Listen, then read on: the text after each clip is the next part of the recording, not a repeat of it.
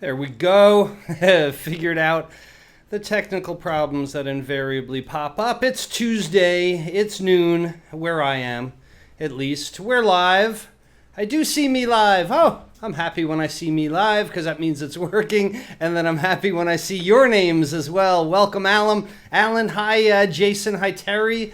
Are with us today. The Facebook gods, the internet gods are with me. Hey, James and Jerry and Charles and Jim are joining us. Don is with us from Wisconsin as well. It's time to start thinking about comfort food, Don. You're right. Temperature is getting colder here in the East Coast too. And we're seeing a lot more of this in the Carefree Cooks community. We're seeing more stews and chilies and stuff like that. So it's good. It's a good time of year to cook.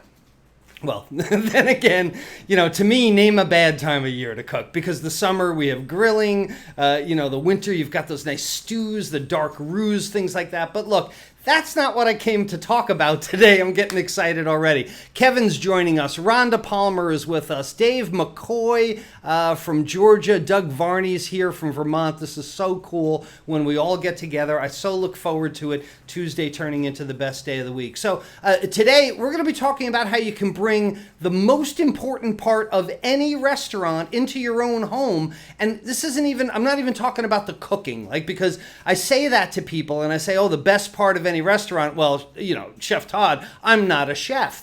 No. Hey, wait a minute.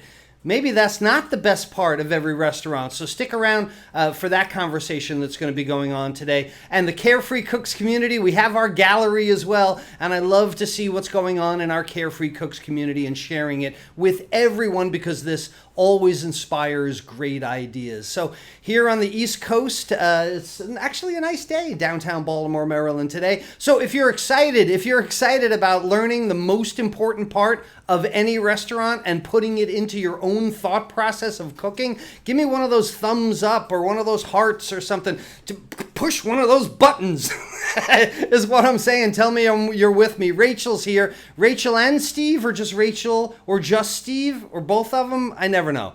Rebecca's here with us. Mary is here with us. That's cool. All our friends are here together. Look, it's Tuesday around noon where I am. I'm M-O-H-R, Baltimore, Maryland, hun. But might not be noon where you are. But anyway, whatever time it is now, if it's not live, if it's not noon on the East Coast, then you're not live. And what you need to do is go to webcookingclasses.com/live and register for my alert system. And you'll get a messenger bot when I'm doing new cool things, when we're about to go Tuesday Talk Live. And this was the way you would have known about my stealth little avocado egg thing that I did last week. All of a sudden, I popped up at breakfast on the internet, and we made a really cool avocado bird's nest. But more importantly, the lesson about the difference between conductive and convective heat has been helping people all over the world this week, because I love doing these demonstrations, and I'm going to do more and more of these pop-up cooking demonstrations. But then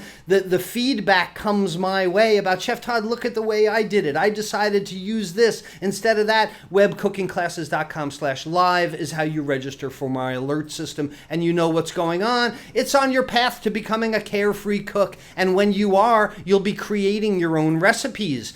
You cook like that, and friends and family will find you. Trust me. And you know what? It's a lot more fun when you learn every time you cook and you progress, because then you start defining your own cooking style when you're practicing pro methods, and this all leads up to loving cooking, not hating cooking. It hurts my heart when people tell me they hate cooking. Oh, it's such a chore. I just get microwave food. To me, it's so much fun. I love doing it. So we're together again today, our Carefree Cooks community. Bob doesn't like when I say Balmer like they do here. But they don't say Baltimore either. It's always somewhere in between, depending on the neighborhood. But that's okay, Bob. I'm just having fun with it. Ricky's here with us from Buena Park. Guy, howdy, Guy. Joan is with us. We're going to get to questions a little later, Joan. If I roast veggies at 400... we'll talk about that later. Last week we talked about convection versus conduction. Today I want to bring you these ideas that come from my week. As I go through my week and I'm cooking, I get these ideas I try and think about food and cooking in the home through your lens. Because I remember this journey. I went on the very same journey. I was a guy, if you know my story, I was an advertising executive. I was a guy that wore a suit and tie and went to work every day, but I liked to cook. I was really, really curious about it, but I stunk. It just really wasn't very good, but I wanted to be so badly. And it led me on this journey to here we are today, a movement of tens of thousands of people that are trying to figure out how to make it easy and fun to cook. And the way I contribute to that is to bring the skills from culinary school to you and the ideas and concepts that I have all week long. That's why we have Tuesday Talk Live, so I can talk and you can type. Okay, anyway, I see your comments. I like you. Eloisa is here from Mexicali. That's great. More people checking in. Wonderful. So, do you want to know what I think the most important part of any restaurant is? What do you think? Give me a thumbs up. Give me a heart or something before I continue. Am I not seeing my hearts? I love it when, oh, there we go. I love it when I see the hearts. I don't know, it's a small thing, but I enjoy it because I know you're there, right? I can get the feedback as well. Well, the other night I was out to dinner. Heather and I went to dinner with some friends of ours. These are friends of ours that we dine out with a lot. Here we are in downtown Baltimore, Maryland. This is the Washington Monument behind us, the original Washington Monument. Sorry about Washington. Ours is older and it's right down the block from where I live. So we go to these really cool restaurants, these new restaurants we try and discover, and a new one opened up in our neighborhood. It's called Minnow, and you would imagine it's a lot of seafood there. But, we're sitting there, and Jill is a chef as well. She's a culinary educator as well. She teaches food and cooking here in Maryland. And this is just a really cool kind of upscale place, and they had everything going right. Even the drinks. Let me show you. This was Heather's drink.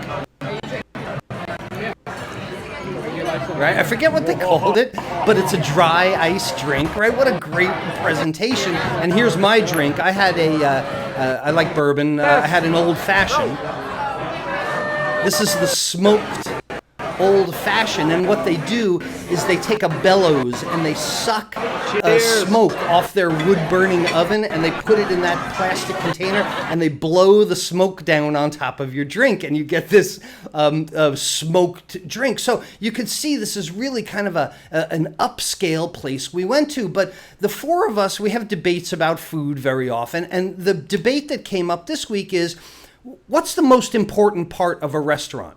What do you think the most important part is? Now, like I always say, you put two chefs in a room, you're going to get 5 opinions. And especially when we're drinking those drinks and the good food keeps coming, what is the most important part of a restaurant seems to change. So we started talking about this, and this, gets into a big discussion because we both work professionally, Jill and I. We both are selling talent and food to people, and Jill does a lot of executive private chef things as well. So, I started asking her, what's the feedback you get from your clients? What do they think the most important part of your services? So, we started coming up with the ideas like, is it the ambiance, right?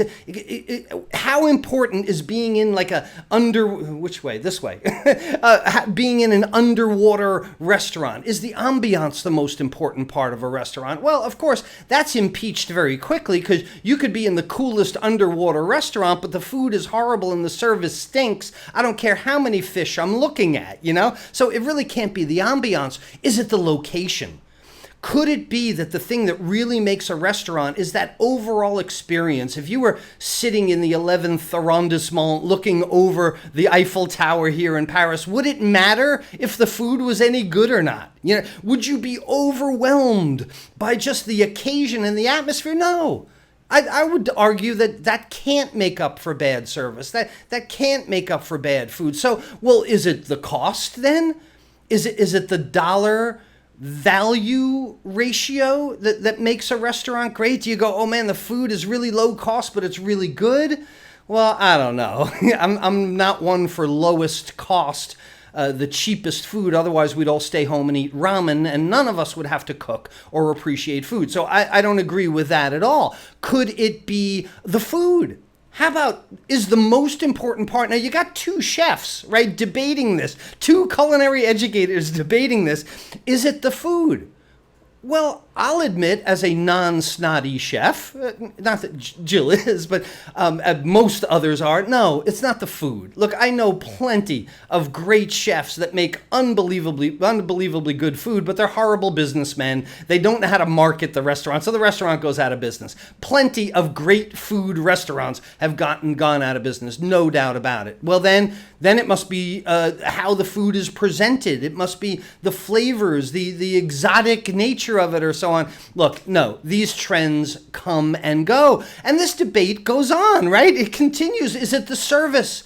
Could it be that you feel so good about it? It's such a friendly place because if the waiter brings me bad food, that's not going to cure it either. So we get to talking about it and all these elements that go into a restaurant. And again, think about it through my lens. My lens is bringing the skills, the professional skills that we teach in culinary school to you, to the home cook. So of course I start thinking about what are these important elements in a restaurant that people at home could emulate and elevate their cooking. Well, we all know the answer to that. It's the chef, of course. You got to have a great chef. And end of discussion. All right, ego aside, what is it? And each of these things that we discussed, ultimately it came down to, for Jill and I, it's the systems, right? It's like the policy and procedure manual. It can't be just the service. It can't be just the food. It can't be just the ambiance. It can't be just the location. It can't be just the price.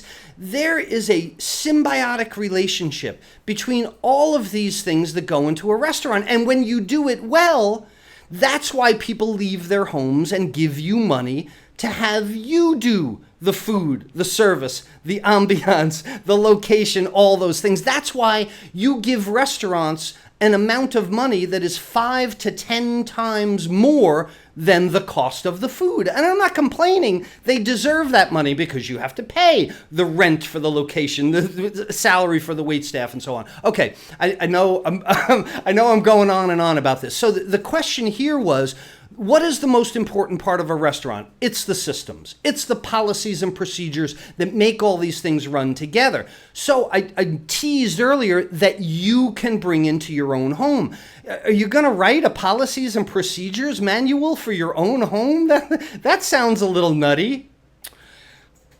Unless you're a culinary educator and you are a little nutty about these things.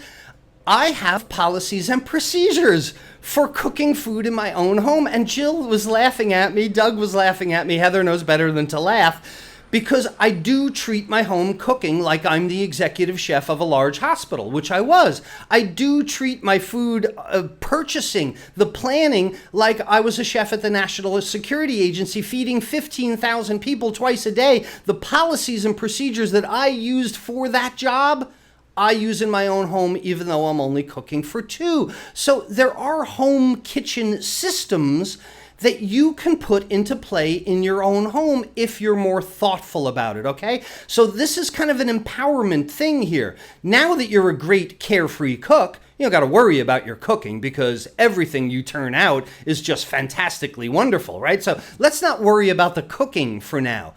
How about all the other things that go into putting a meal on your table? And these are the home systems that I use that I got from being a professional chef in very large places. The first one is the purchasing. A chef will be out of a job if he buys the food for more than he charges for it, right? So your purchasing is very important, and this is your grocery shopping. This is your farmer's market shopping. Are you over purchasing?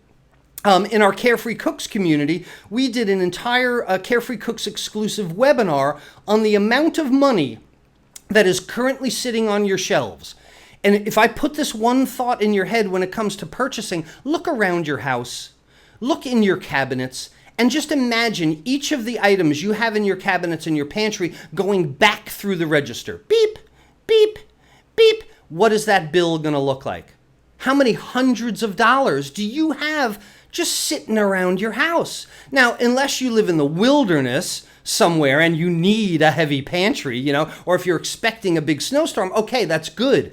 But in your purchasing, you really should only buy what you're going to cook, because that way you cook all of what you've bought. And that's what a restaurant is all about. Getting it in the back door, through the cash register, and out the front door with the customer as quickly as possible. And the same thought process can go into your home. When I buy it, how quickly do I cook it to make sure it's fresh and great and it's used? It is not sitting as frozen money. One of the things I think about, my pantry in my place, now again, I live in an apartment in downtown Baltimore. I have one little cabinet, some dry rice, some canned beans, only the things that I'm going to need for the next week. And that's what I would suggest for you.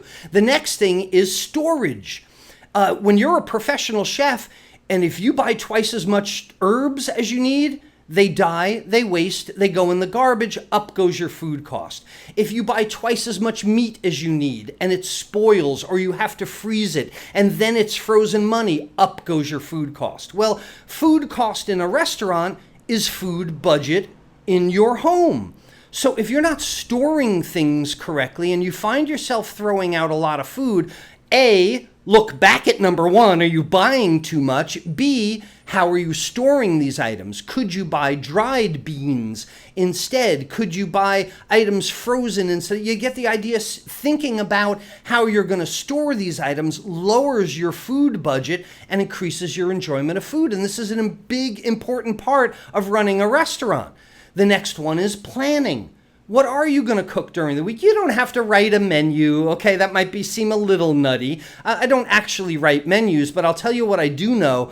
When I shop on Saturday or Sunday or Monday, I basically know I'm going to have chicken one day. I'm going to have pork because I picked up a pork loin. I bought some shrimp. I know I'm going to eat. I know the 3 or 4 things that I'm going to cook. I know I bought a red pepper. Red pepper is going to go into something. I got a can of coconut milk. That's going to go into something. So not writing a menu, but I do have in my head at the beginning of the week a stable of 10 or 12 combinations of ingredients that I might use. The chicken might be Asian with soy sauce. The beef might be Indonesian with the coconut milk and peanut butter satay kind of thing. There's a plan at least going on in my head. Why is the plan in my head important? Because then I won't over-purchase and I won't have to over-store. This is the thing that makes a successful restaurant and the things that can make you more successful at home. The fourth is preparation. And I'm not even talking about the food hitting the heat yet. I'm talking about your knife skills, how you cut things, what cuts, consistency. Consistency of cut is consistency of cook. Good knife skills means your food is cooked well and it's delicious and you don't waste it. Preparation of your ingredients. If you're going to cut carrots on Monday for one thing, well then maybe cut twice as many carrots and then go use them on Thursday as well. This cuts down your time. So if you have planned and you know like the 4 things you're going to do, you can do prep at once in some occasions, or at least defrost the things you're going to want and so on. This helps your planning. The planning helps your storage. The storage helps your purchasing. You get the idea. A successful restaurant does these things and your successful home can as well. The next is presentation. Now, this is something a lot of home cooks overlook immediately. They're glad to have cooked it. They throw it on the plate. It's hanging off the edge of the plate. There's very little contrast of color. There's contrast of texture. There's no little garnish to communicate to the diner. You can make cheaper cuts of meat taste better when they look better. Do you believe that? Does that sound right to you? If you tell the diner that this looks like a delicious plate, do you think that they will anticipate delicious taste even more? Give me a thumbs up or a heart if you agree with that statement.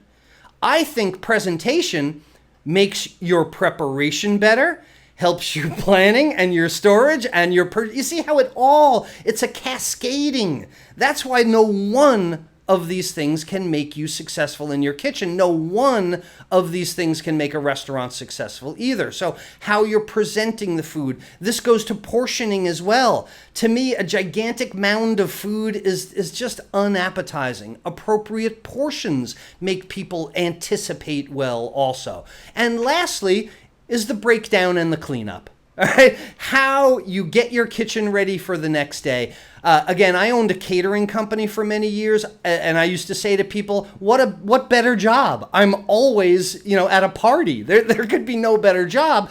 But the party ends, and everybody goes home, and who's left with 125 sheet pans? To clean. Who's left with all that serviceware? You would not believe the amount of dishes that I have done in my life. It ruins a happy night.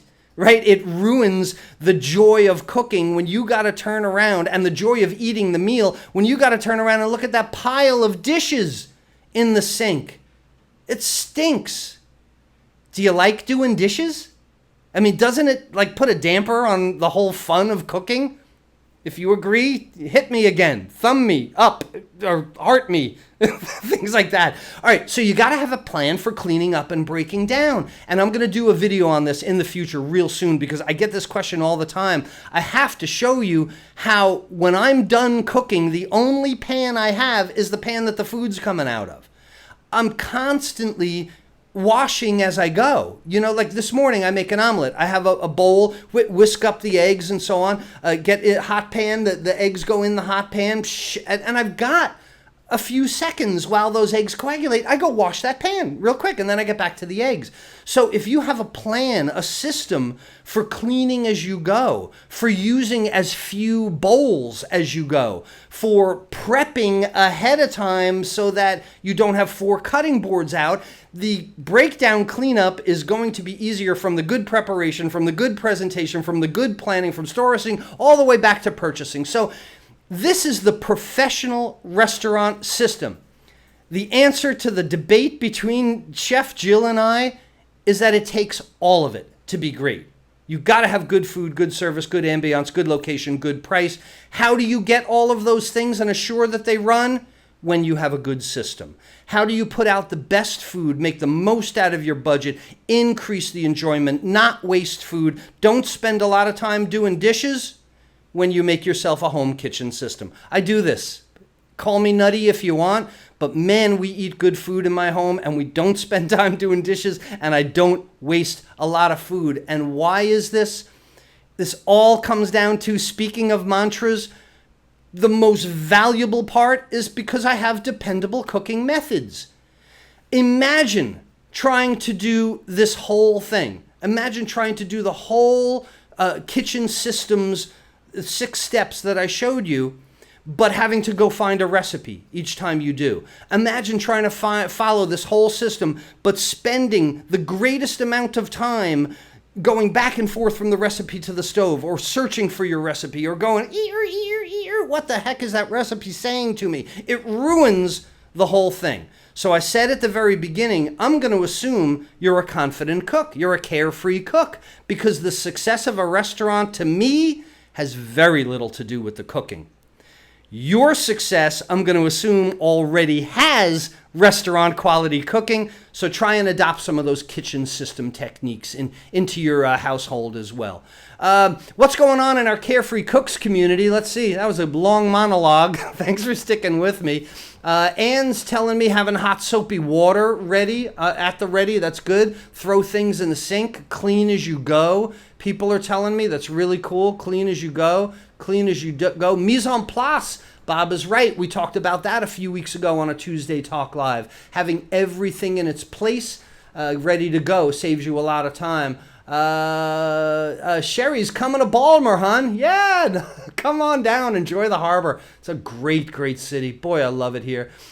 Single serve. Bob's talking about single serve condiments, spices, things like that. You could pay a lot for those things, like smaller, individually wrapped. I say buy the big one.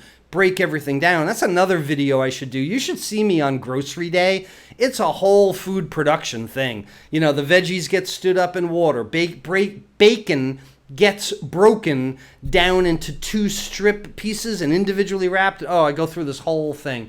Rhonda's in the wilderness. She needs a bigger pantry. That's okay. Don, you're with me. Don, is this the main thing that I do for people? The people that are like us, that I at least tell them that they're not crazy because you think I'm not crazy. I am very passionate about food, but I don't think it's crossed the crazy line yet. We're together on that one, Don. That's good. Call it passionate, not crazy. That's good. Good. Everybody's talking. All right. You would not believe what's been going on in our Carefree Cooks community this week. First of all, one of the things that I really love to see in our community are these aha moments, right? People that say, oh my goodness, I had so much trouble trying to do something, and now it finally clicked. And now I know how to do it. And this happened for Anne this week. Anne finally cracked the bechamel ceiling. This is the best bechamel she's ever made. She said it came out so smooth and creamy. Look at that great white sauce, right? Excuse me. Bechamel is your blank canvas. Bechamel is a plain white sauce that you then add cheese to or anything you want. It's one of the mother sauces. So once you can make a great bechamel, then you pour it over potatoes and onions and look at those great grill marks on that chicken and stuff. Nicely done, and making a great sauce like that sets you free, right? And then James is making wings in web cooking classes. What is it? The very first lesson, the bonus video, is my procedure for making great crispy wings, but not deep frying them. So James is on that, and he's using his 5 Monkeys barbecue sauce. I don't know if that's his creation or a brand, but most Carefree Cooks are making their own barbecue sauces. It's just way too easy to do. Mark is using the benefits of making a great roux to make a thickened wild rice soup. So many people I see are commenting about how it's getting colder and colder where they are. And yeah, now it's time for good soups and stews. Remember your roux to be able to thicken any kind of soup that you would want. That's a great one. Michael's getting ready for football season, and he has used a roux, a bechamel sauce, same type of thing, to make a hot Italian cheese chili dip for the game. So let me throw this at you a little bit, right? Don't continue to think that roux is butter and flour. Roux is fat and starch. So if Bob used his sausage, his hot Italian sausage, sauteed that in the pan, rendered the fat from that sausage, poured some flour all over it, his roux is now made with the seasoned fat from the sausage. It adds that flavor to your sauce. So great job on that, man. I would love to have that during the football game. Nancy sent a help signal out to our entire community. She was making duck breast, and that looks perfectly done to me. Man, I love a nice rare duck breast. I grew up on Long Island, nothing but ducks running around there. Nancy puts a help signal out to our community. What do you think? What kind of sauce should I use? And I think she has 40-something comments by now. Everybody's helping her out. I said a cherry bourbon sauce. And the way I would do that would probably be to saute onions, garlic, shallots, and some kind of aromatic like that in an olive oil or even coconut oil. I would deglaze the pan when it got a little dry with some bourbon, reduce au sec, and then I would add pureed cherries to that. Pureed fruit is a thickening agent in itself, and then I would probably season with some kind of gamey things like rosemary, tarragon, sage, anise, clove, allspice, things like that. So that was my suggestion, but hopefully that duck breast turned out really well for you, Nancy. Who's it? Oh, Peggy. Peggy has a freeze, the first freeze of the season coming. So she got in her gator there, went out to the garden and had to pick everything off the vine. And you don't want it to go bad. So what did Peggy wind up doing? Making a Cajun sauce, like a sofrito, a sauteed peppers and onions and garlic on the back burner there. She's got a bunch of carrots that she's poaching. She'll puree that. You can freeze it, make carrot soups in the future. It has all been about sauces this week in the Carefree Cooks community. Sam, who always makes these artful plates, he came up with a mushroom thyme sauce. Nothing more fall-like than mushroom thyme. Don't you think? That's amazing. And let me just show you what goes on in our community. Mark says, what's your favorite steak sauce? All right. He just puts this out there. What's your favorite steak sauce? Do you see that? 45 comments within an hour. Everybody is making suggestions about what I like on my steak. This is what's so great about our community. This is the coolest thing, that we're all in there elevating, empowering, encouraging each other. It's got to be the greatest group on the internet. It just has to be. So that's what's been going on in our Carefree Cooks community this week. It's been so much fun, and we passed a milestone because, yes, happy birthday to us. Happy birthday to us. Happy birthday to the Carefree Cooks. It was our 3rd birthday this past Saturday. 3 years as a community together, and we have grown from our first few, Don included, to what? Almost 6,600 Carefree Cooks now. Thank you so much. If you want to become a Carefree Cook, you should think about joining us. Who is talking to us now? Let's see. Let me see if I can catch any of these last-minute comments. I got to learn how to make this window bigger. Let's see, because I can't really see them. Let's see. Happy birthday to us. Happy birthday to us. All right, get that out of the way. We're talking about the restaurants. Margaret's saying the food would make me come back, but they still got to make you feel, welcomed, right? Yeah. There's no one thing. People are agreeing. There's no one thing in a restaurant. But the analogy I'm trying to make is there's no one thing for your household either. You got to be able to put all those things together. Who else? Let's see. Yeah, good. Good service, people are saying. I'm not seeing that I'm missing any questions. If I have, I'll make sure I type them for you because I get so carried away and I'm running over again. Look, if you want to join us and become a Carefree Cook and celebrate our fourth birthday together with us, make sure you go to webcookingclasses.com and get my guidebook for starting your own journey toward great Carefree cooking. Until then, we'll see you next Tuesday, or maybe I'll pop up again during the week and we'll cook something together. So Chef Todd Moore reminding you that there's a method to your cooking success.